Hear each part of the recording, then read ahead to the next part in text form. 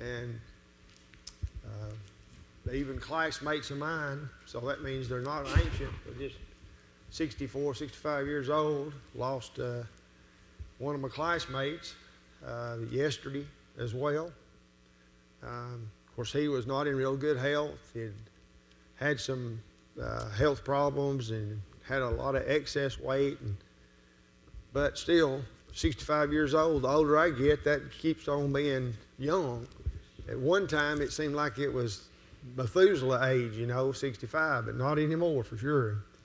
And then, of course, Brother Bill Corn and so many more that are having to deal with this COVID mess. And honestly, it doesn't seem like there's an end in sight presently. I think we're closer to finding a way to deal with it.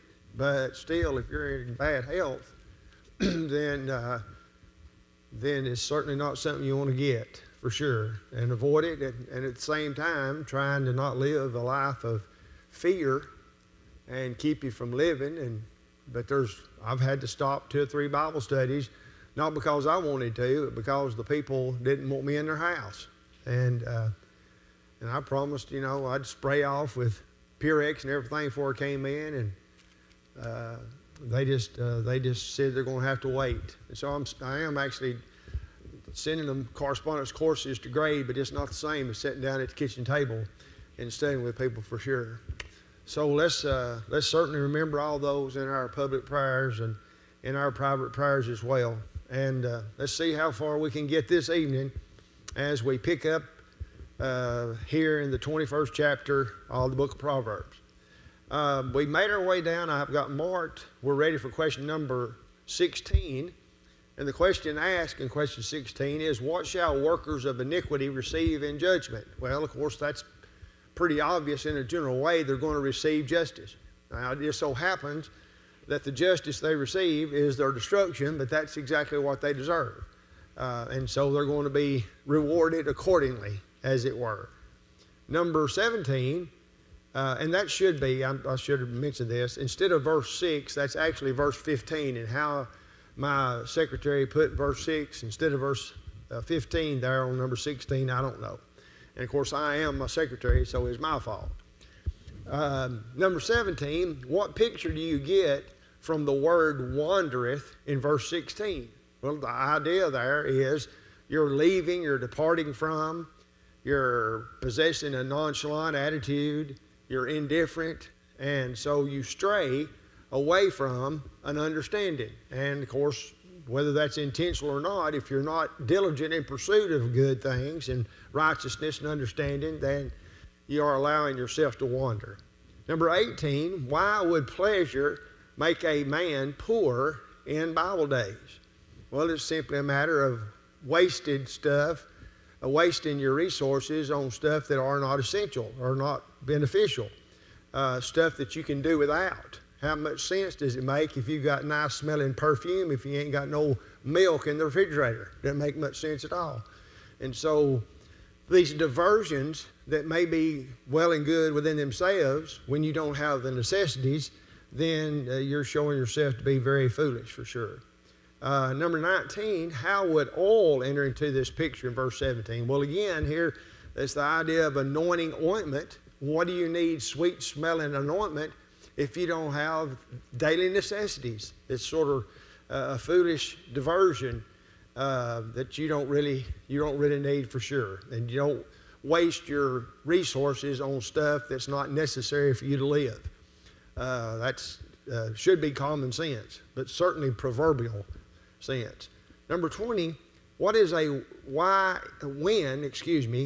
wicked a ransom for the righteous? Now here the idea of ransom is in the place of, stands in the place of.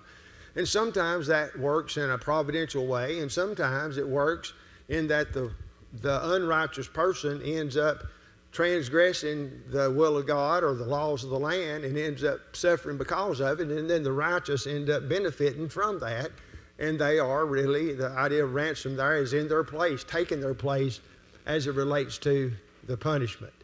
Number 21, what is meant by the last clause in verse 18? Well, of course, it's a same parallel that we're talking about here. The transgressor as opposed to the upright. So you've got that clear contrast as well.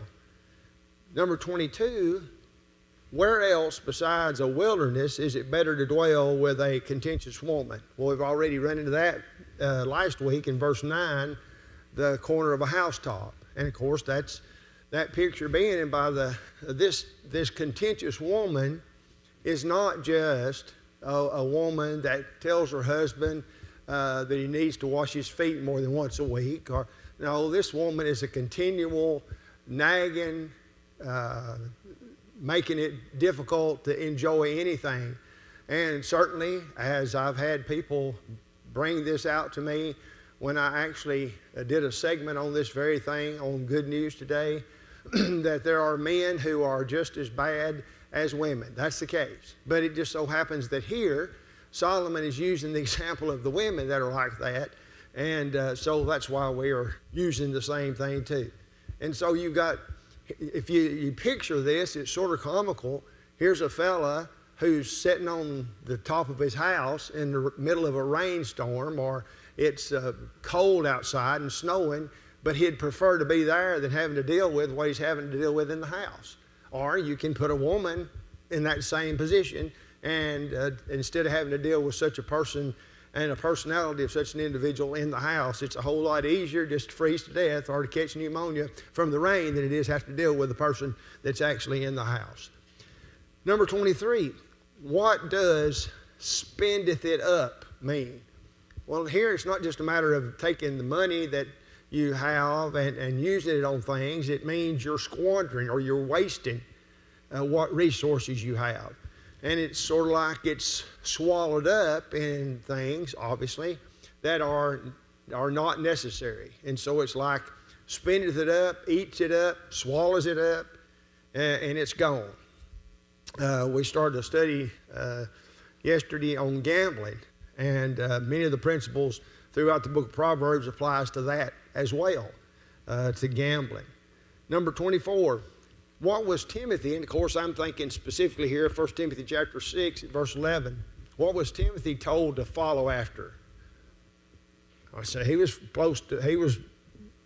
was told by Paul to follow after righteousness and godliness and faith and love and patience and meekness. Well, here's something that we're told to follow after, and it's righteousness and mercy. And of course, that same idea of pursuing those things that will benefit you when you make them a part of your very being.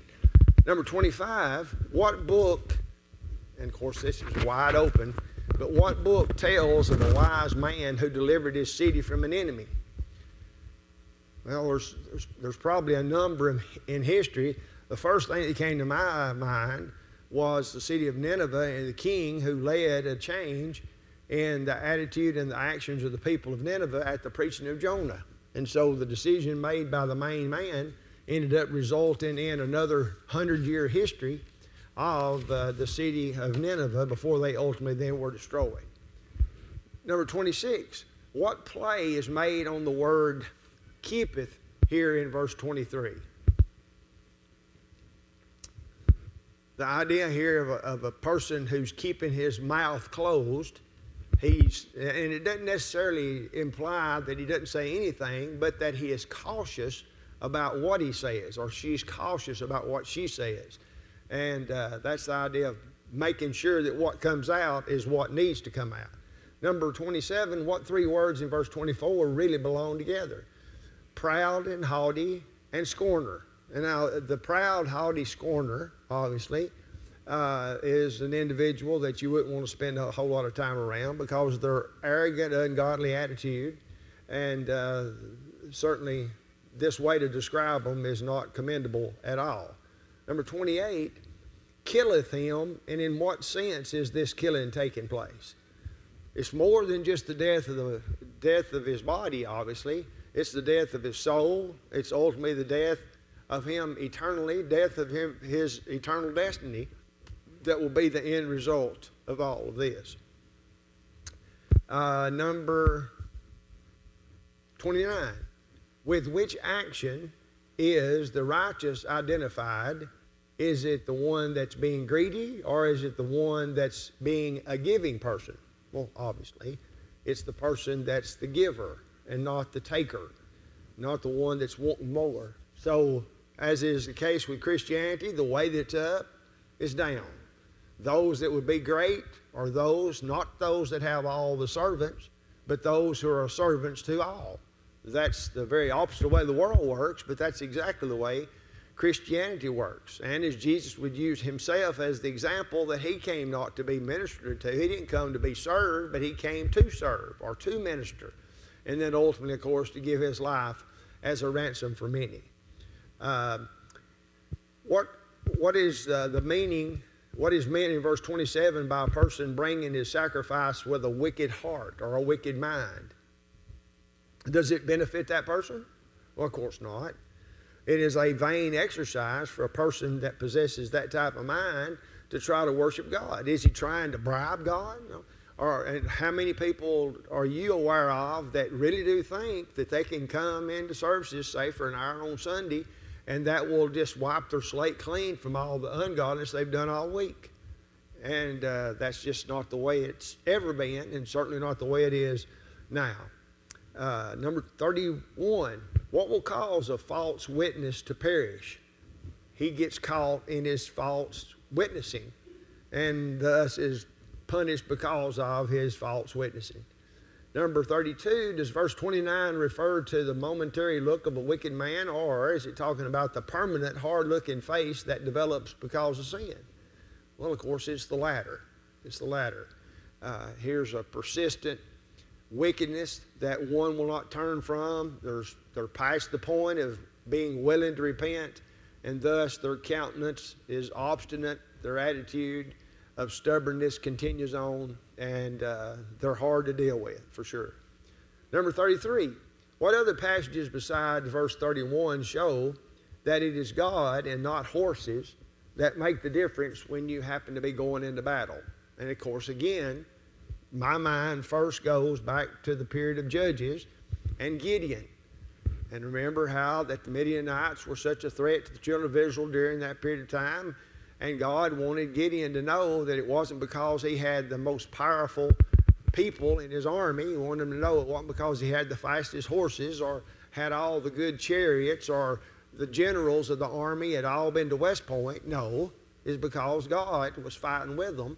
And it didn't matter how many people were in his army, then if they are fighting with and for God, then they're going to be successful. And that, of course, is a prevailing theme throughout the totality of the history of the children of Israel. Don't try to have more horses than your neighbors or have more chariots than your neighbors. Be in harmony with God's will, and you'll be successful in your efforts as an army of God. Number 33. Nope, I'm sorry, we're done there. Down to chapter 22. Number 1, a restatement of verse 1 in your own words. If you got to choose between a good name or a lot of riches, choose a good name. Now, that to many people, that sounds plumb foolish. You got plenty of time to worry about a good name. What you need is silver and gold. And the rest, maybe it'll come later on, but I'd rather have the silver and gold right now. That's not what the psalmist, or not what Solomon says here in this passage for sure. Number 2, what's the purpose of a statement like here in verse 2? Well, God creates everybody. God is the God of the rich and the poor, and both rich people and poor people can live side by side and be a benefit to each other. That's the way it's always been, and that's the way it is today. There's help that the poor can provide for the rich, and the rich can provide for the poor. And being mutually responsible to each other, then things will work a whole lot better. Number 3, what does evil mean here in verse 3?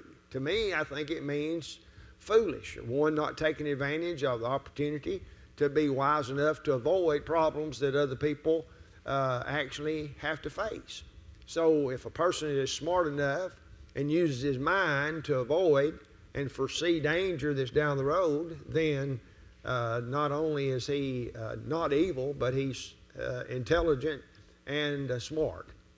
Number 4, what Bible characters were rewarded in keeping with verse 4?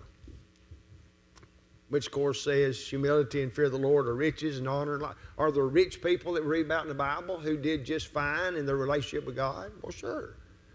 And, of course, all the way back to Abraham, he was blessed with much material bounty, and yet he still remains the father of the faithful, and rightfully so. Number 5, what do thorns and snares stand for in verse 5?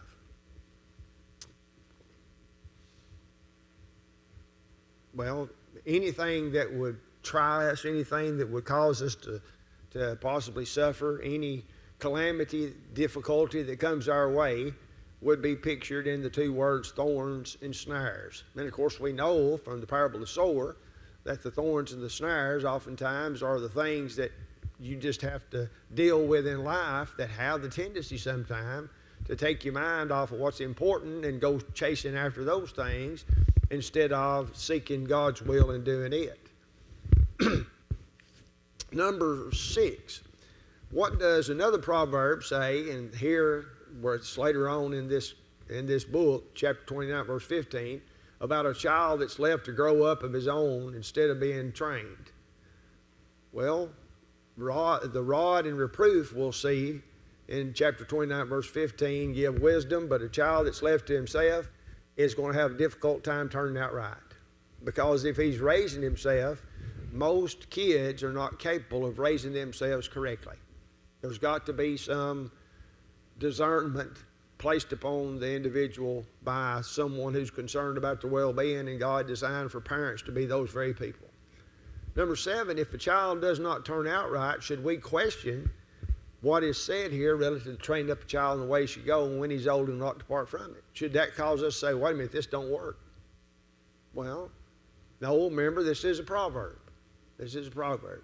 Now, there are a multitude of different ways that people have looked at this, have used this verse. Some have used it to demand that if a child doesn't turn out right, then of necessity there's something wrong in the training by the parents. But the only problem with that is you go back to the very first couple that we read about in the Bible. Who was their parents? Who was Adam and Eve's parents? Well, it was God, wasn't it? Well, what did they do? They did the opposite of what God told them to do. So is his fault? No. They possess free moral agency still. Now, that doesn't relieve us of responsibility to instill within our young people the way they ought to go. But ultimately, young people, just like old people, have a mind and a will of their own. And whether it makes sense, whether it's contrary to everything they've ever learned, they still can do that which is not right. And there's far too many parents who have beat themselves to death when there was no problem in what they did. It was the choice of the young person to do what he did. I mean, think of it. It's wonderful when you got examples like with Timothy and his mother and his grandmother and all. But he was blessed with that greater opportunity, but that didn't ensure that without any doubt whatsoever that he was going to remain faithful. He chose to remain faithful, and he possessed that ability, and even so do all of us too. Number 8, is verse 7 stating the way it is or the way that it should be? Well, it's the way it is. I mean, it couldn't be any other way, sadly. That's just the way things are.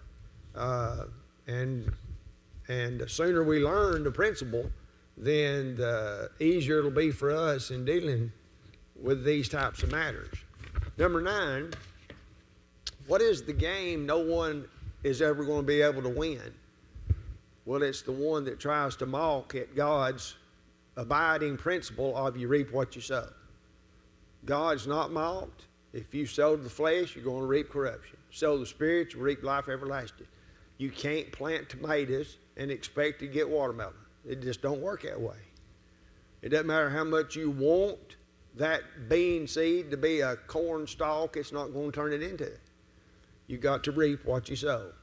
And that's encouraging. At the same time, it's devastating to those who think they can sow one thing and reap something else. Number 10, what does verse 9, or why does verse 9 speak of one's eye being bountiful? How could a person have a bountiful eye? Well, they see that here is a need that needs to be fulfilled, and then they see that they have the ability to alleviate that problem, so their eye is bountiful. And we got to have that kind of eyesight, is to see needs that can be fulfilled and do them. I preached a sermon last night, first time I ever preached a sermon on this. Jesus said we are to wash one another's feet. Now, that's what the Bible says. If we ain't washing one another's feet, we're not following the Lord's instructions right here in John chapter 11. Are we washing one another's feet? Well, did washing one another's feet mean literally washing one another's feet? Or did it mean literally, did it mean helping others when we could? Well, obviously, it's being of service to others. It just so happened the service there was Jesus in washing feet. And that's got to be our attitude too. Number 11, in Solomon's day, cast them out of what? What would they be cast out of? Well, in a general way, the congregation, but more so the temple or the king's palace. And the reason why, of course, is one rotten apple has the tendency to do what? Spoil the whole pile of apples, the whole bunch. Number 12, what New Testament verse talks of pureness of heart? Well, again, here's Beatitudes. Blessed are the pure in heart, for they shall see God. Number 13, what blasphemous Assyrian king did God overthrow? His name was Sennacherib. And of course, in 2 Kings chapter 19, verse 35, 185,000 died in one night. Number 14, do you really think there was a line in the street in verse 13? No, there wasn't. The guy that's identified as saying that is identified as a slothful man. And he says, because there's a line in the street, I'm going to be slain if I go to work, so I better just stay in the house with the door locked. No, it was just an excuse. An excuse. It's sort of like I flushed my homework down the commode, or my little sister ate my homework, or the dog took my homework and ran outside. You know, it's not the truth. It's some way to avoid doing something you don't want to do is what it amounts to. Number 15. What does God think of one who's guilty of adultery? He's abhorred by it. It is an indignation that he feels towards a person who engages in this activity. And of course, that just shows how far society has gone away from the way God looks at things. If God looks at something like that, is it not the case that as God's people that we need to look at it the same way? Well, sure. Instead of aiding and abetting it or seeking to justify it or saying there's other sins too. No, we need to look at sin the way God looks at sin. God hates sin. We need to hate sin. Number 16, what are some examples of childhood foolishness? Most children are careless, aren't they? I have to watch my grandkids ride down the hill behind my house without a helmet on because they don't know what it's like to have a concussion. They don't know what it's like to break a bone. You know, they don't know what that's like. And so they're careless. They do things that demonstrate their immaturity. And what God has designed is for education, teaching, and training to bring them out of that situation where they learn and know better than that. Number 17, what two classes are going to end up in need? Well, the two that are lumped together here by Solomon are the lazy and those who would oppress the poor. And they are in a position where they're trying to bribe the rich, and they end up being classified as the same type of individuals. The oppressor of the poor seeking to bribe the rich, again, is an excuse from simply being industrious and not being so lazy and trying. I made the observation years ago, some people will work harder to keep from working than they'd have to work if they just worked. I mean, that's sad, but that's exactly the case. Number 18, what does it mean to bow down one's ear? It just means to pay close attention, the idea. Number 19, what is the antecedent of it in verse 18? Attentive listening results in action. And of course, no attentive listening results in nothing of any worthwhile endeavor. Number 20, true knowledge should lead one to trust in, obviously, God. True knowledge calls us, he's the first cause and the last judge. Thus, we should certainly trust in him. Number 21, what kind of teachings had the writer set forth, or referred to as being excellent? Which means, in this context, they are filled with sound advice, sound teaching, and thus they are way up here. They are very excellent. Number 22, who had sent this person that's mentioned in verse 21?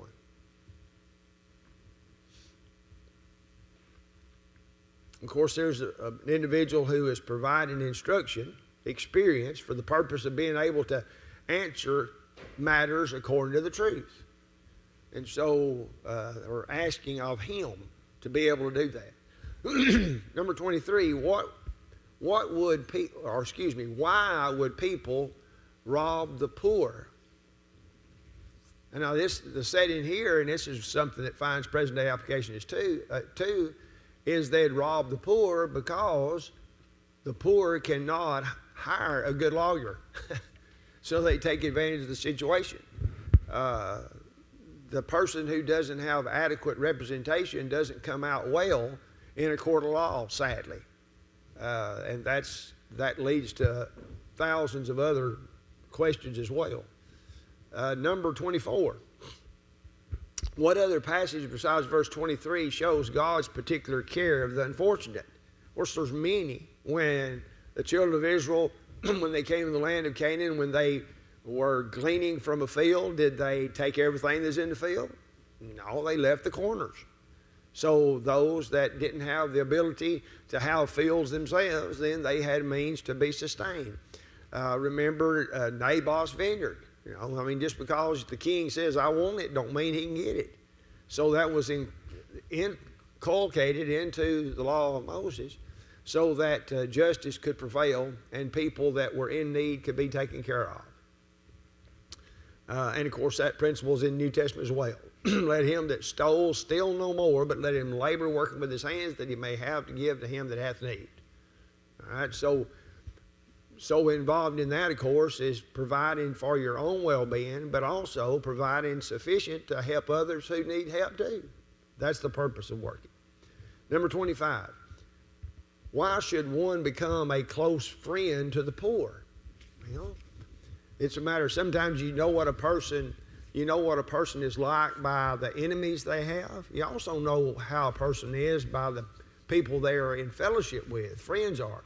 And since God is on the side of the poor, don't you think it'd probably be a good idea to be on their side? Well, sure. Only makes sense. Number 26. What other verses besides verse 25 show the power of influence? Of course, right here I'm thinking of 1 Corinthians chapter 15, verse 33. Don't be deceived. Evil companionship corrupts good morals. Evil companions corrupt good manners. Whichever way you say it, it means the same thing. If you run with the hogs, don't be surprised if you smell like a hog. Number 27, what's meant in verse 26 by striking hands? Well, it involves more than just shaking hands. It means that you are co-signing with somebody, okay? And if you're a co-signer, then you better be careful who you co-signing with, because you might end up with the next question. Number 28, how could a person lose his bed? Well, if you co-sign for somebody who ends up defaulting, then you may not even have a place to sleep because of your foolishness in co-signing with this person who leaves you without your own place to spend the night, sadly. Has that ever happened? Does it continue to happen? Well, sure it does. Sure it does. Number 29, what is meant by a landmark? It's simply a reference to a boundary line or a border. And of course, originally, you go back to Deuteronomy chapter 19 at verse 14, there was a specific instruction relative to not messing with the boundary lines. Don't move the borders. Don't move the boundaries, the landmarks. And of course, that's a part of the law today too. You just can't go pull up somebody's iron pipe in the corner of their field and move it over so many yards so that'll make your yard bigger or your property more. That's against the law. And that principle applies more than just property as well. It has to do with application in the Lord's authority through His Word as well. Number 30, what Bible characters came to stand before the king because of their own diligence? Well, the Bible's filled with them. Joseph, he certainly did. Moses and Aaron, they certainly did. David before Saul, of course. Daniel, Hananiah, Azariah, and Mishael. Shadrach, Meshach, and Abednego, they did. Judas did. Jesus did. Paul did. A lot of people came to stand because of their... Now, I wouldn't say that Judas did because of his diligence, but he was there, of course, with an ulterior motive, for sure. Number 31, what is meant by mean? Here it doesn't mean some of that. The idea associated with this word is dark or obscure. Men that have no good reputation. That's the idea. If you got an actively involved in accomplishing, then you won't be categorized in this way as verse 27 does. All right, chapter 23. The first 8 verses could be entitled, if you were going to find a title, The Slipperiness of the Smooth Ground of the King's Court. So this is dealing with then things that would happen in that particular setting. The one verse usually says of Proverbs, which is usually the way they run, you got one proverb and then proverb. Here you've got a combination here of 8 verse set of instructions. So number 1, why should the person here mentioned consider the ruler? Well, the consider here means that he remembers. He remembers from, of course, we're going to see here later on in a minute in verses 7 and 8 that if you've got an ulterior motive for the particular invitation that you received, then don't be surprised if it don't turn out exactly like you wanted. If you just went so you have some food to eat, then that's not the right reason for accepting the invitation to begin with. But sometimes that is the reason why we would.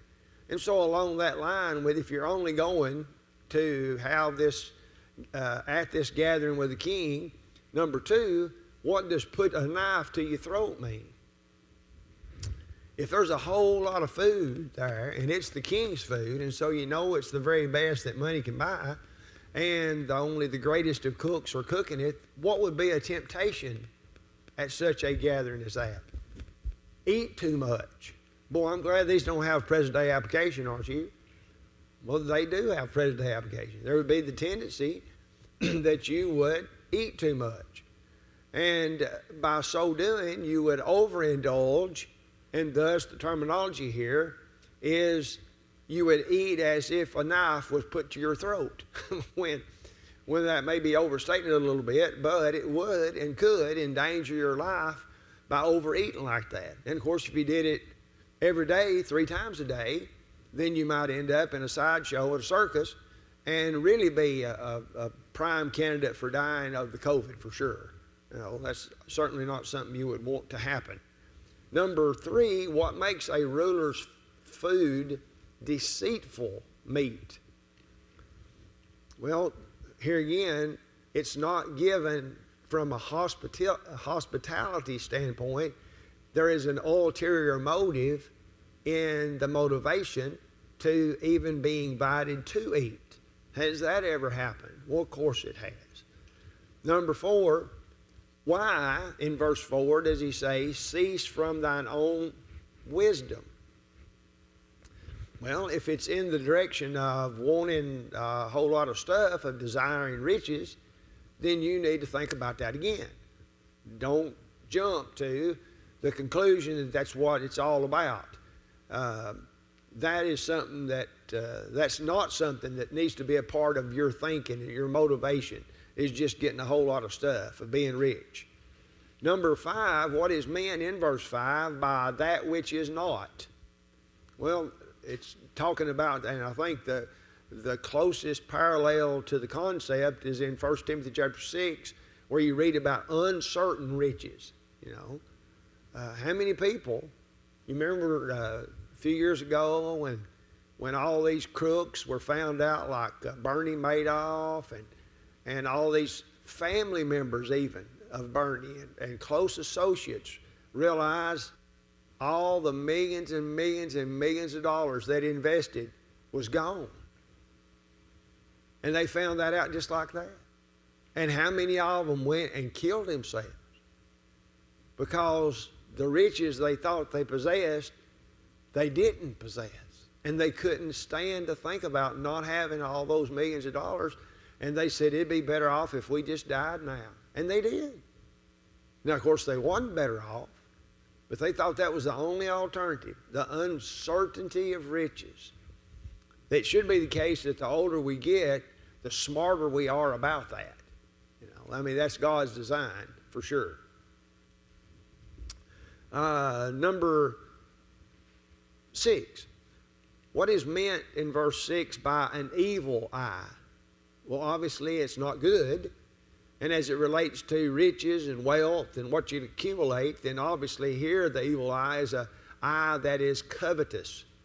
An evil eye possessed by an evil man would render his decisions as being evil, obviously.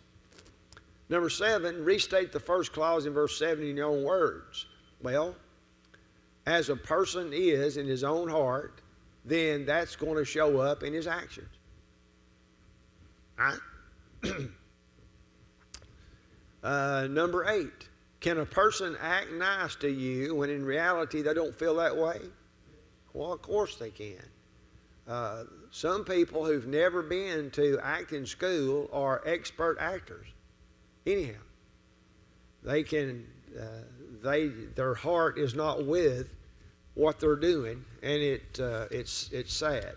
It's sad. Sometimes you don't find out about it in this life, but ultimately you will. Ultimately, all these things will be found out for sure.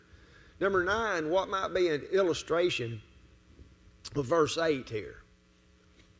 Of a person sowing iniquity and reaping vanity.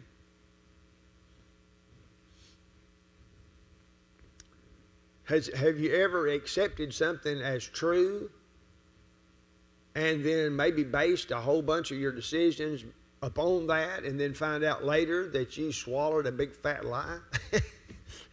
You were deceived into accepting it? Well, the idea here, it'd be better to find out. When you find out, then you don't keep on going in that same direction of that which you thought was so previously.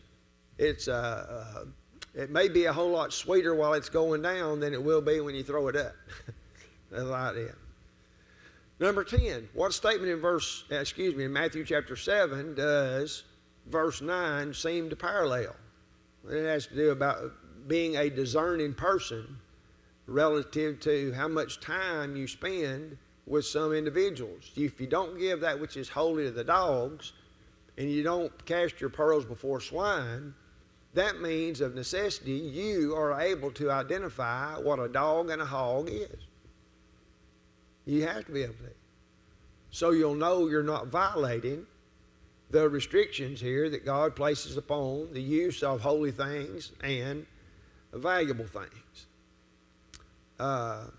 Number 11, is there a connection between the two clauses in verse 10? Don't remove the ancient landmarks, or don't remove the landmarks, don't steal even the use of property, especially from a person who is supposed to be under your care, like an orphan, for sure. You're supposed to be committed to his well-being, and thus to take advantage of the situation would be condemned, obviously. Number 12, who is the Redeemer? The Redeemer of the fatherless. That's a title that sometimes we don't use, but who is the Redeemer of the fatherless? Well, God is. God is the Heavenly Father. Number 13, what is the difference between learning by instruction and learning by experience? What about that? Dick, what do you think? Which one's the most, the easier? Instruction seems to be less painful than learning by experience sometimes. Learning by experience may or may not be painful.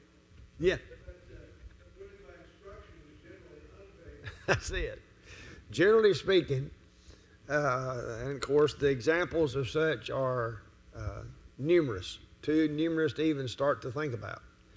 Number 14, does verse 13 sound like most people spank their children too hard or too easy? Well, obviously they don't discipline them enough, whether it's spanking or whatever. That's for sure. That's for sure. Now, we're not talking about the scourging like Jesus underwent prior to his crucifixion on the cross. That's not what we're talking about. You know, we're not talking about that. Now, my mama denied till the day she died that it ever happened, but I used to get switches on my little old bare legs when I was little, and the blood would come up. You know, she said, "Oh, you're lying." But no, she just got to where she couldn't remember that actually happening. You know. And it didn't. There wasn't a whole lot of times because the impression that was made the first time had the tendency to stay right there in the old head. You know. Now my kids, it took them about a month to forget about what a whipping felt like, and so you'd have to remind them, and they were reminded. Number 15. What is meant by Sheol? Well, the New Testament word Hades, specifically the side of torment in the Hadean realm where the rich man was in Luke chapter 16. Number 16, how does verse 10 or chapter 10 verse 1, how does Proverbs 10 verse 1 word the same truth as found in verse 15? A wise son makes his father glad, but a foolish son is a heaviness to his mother, and his daddy is not happy about it either. You know, that's something you can add on, paraphrasing the idea. Number 17, is the opposite of verse 16 just as true that parents' hearts weep when their children speak perverse things? Well, sure. You know, there's the positive aspect and the negative, and both find application. Number 18, do the wicked want us to envy them? Sad thing is, probably so. They probably do.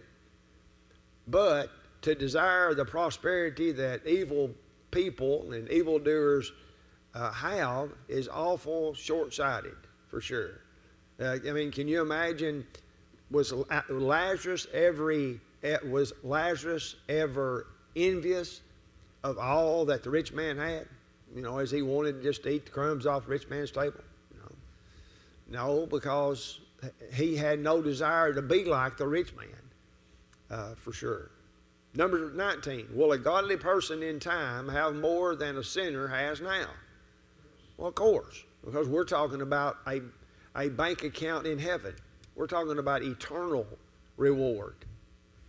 Number 20, how many times in this chapter does it say, my son? Well, actually, it says it 3 times, at least in the King James Version. Verse 15, verse 19, and verse 26. So here again, the emphasis on trying to teach a young man some wise things before he gets out in the world and has to deal with what Solomon has in fact seen. Number 21, why is it said so many times, reckon? Well, here's a concerned father. Absolutely. Repetition, repetition, repetition. You can't overemphasize the need to remind and keep on reminding of things. I doubt very seriously if anybody has ever looked back over their life and said, you know, I wish I hadn't stressed that so much. I wish I'd have let up on that a little bit. Don't happen. Number 22, what's wrong with being among wine-bibbing and gluttonous people? Well, that's when you're, and of course we're talking about times of more than sufficient. We're talking about times of plenty. And you end up becoming what you run around with. That's just, exactly. You become what you run around with. Those that you make friends with, those that you're in fellowship with, you become like them. Number 23, what is the relation of drowsiness to such habits as this? Have you ever heard anybody say, well, I'm just trying to sleep it off? Well, they've overindulged, or they've indulged in that which they did not have any business indulging in to begin with. They ate so much that it took them a week to get over it, or they drank and now they're suffering the consequences of it, for sure. Number 24, what two crimes can one commit against his parents? Well, here it says, by not paying attention to his father and by despising his mother. And of course, Solomon understood what teenagers were, and we do too. And the lack of respect for one's parents has always been a problem. When in reality, good parents have rules just like our Heavenly Father does that are for our eternal benefit. And while they may not be viewed as such at the time, later on, if our brain develops in it at all, then we are appreciative of having that instruction. Number 25, what do buy and sell mean here in regards to the truth? It means you get it, you acquire it. And when you do acquire it, you do not allow yourself to be deprived of it. You keep on having it. Number 26, did the Father feel this way concerning Jesus? Well, certainly. Certainly he did. There was joy that was brought to the Father by the example and the righteous life of the Son. Number 27, is one's parents' happiness another motivation for doing that which is right? Well, certainly so. If you demonstrate the training and the teaching that you received, and that is a great blessing for those who had that very difficult job of training and teaching you as you were growing up. Number 28, how would a son give his heart to his father? Doing what his father says. And believe it or not, even though there was a television show called Father Knows Best, whether there was a TV show or not, he does. That's the buck stops there. 29. In verse 27, what the father was getting at in this previous statement.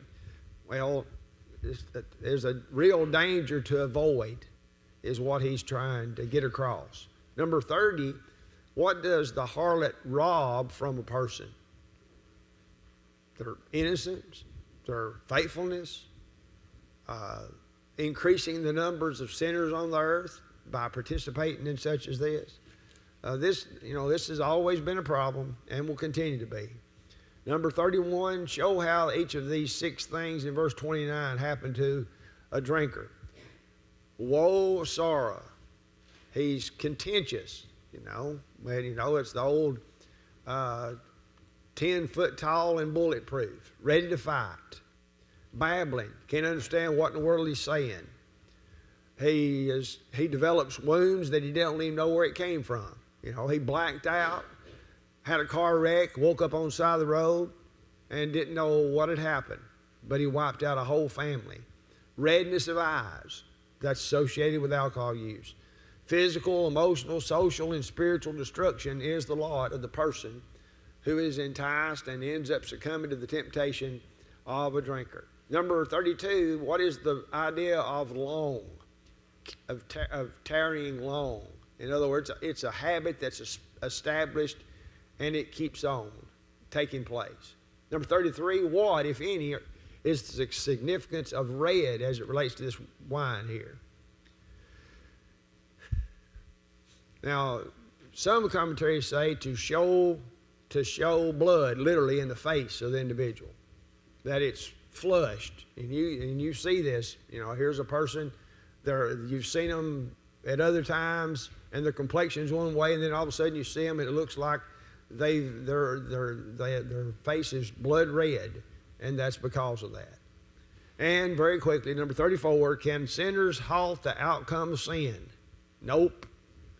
You cannot change the effect if you've already provided the cause. You reap what you sow. All right. That's as far as we can go. It's already 9 till.